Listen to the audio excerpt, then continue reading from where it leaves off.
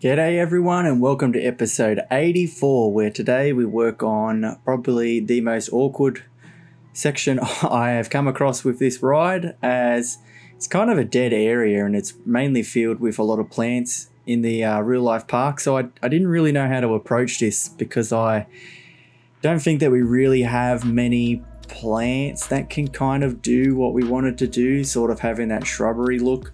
It's too green with the parts that you have inside of Planet Coaster, so it was hard to try and find that balance of not overwhelming this area. As this building, I knew I was going to have it pretty much just abandoned, as the whole ghost town has been, but more than the rest where it was like no one's been in there for years. So I had to kind of just dial the colors down and really try to work out just the vibe of this this part of the ride, because you got to think of, from the first drop to the train section to all of that, the guests have kind of like had everything thrown at them. So I knew I had to have this just kind of calm section, which is going to be the main reason for the water tank that I had initially planned has now just gone back to just the bullet holes that are in the real life park,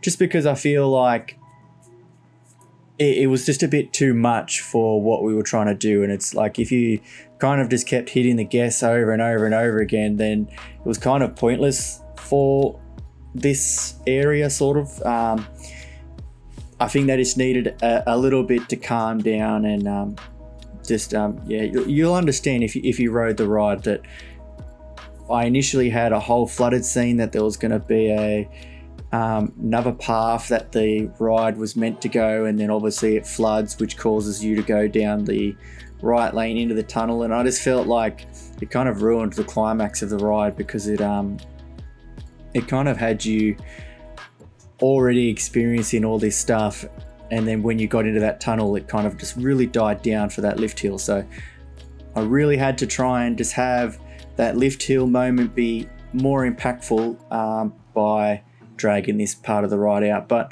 I think I found a nice balance of it being filled out, but then obviously not too overwhelming. I've changed a lot now from what I built here, obviously off camera, but you'll see that in the next episode of what I initially landed on.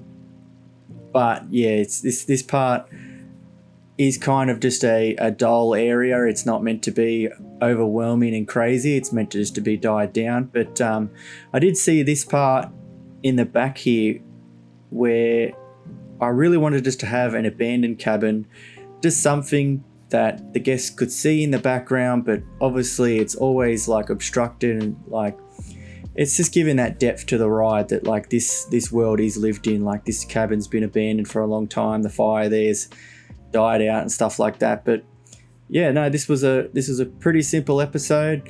Thank you so much for watching. Check out one of these videos, but most importantly, have a great day, and I'll see you in the next one.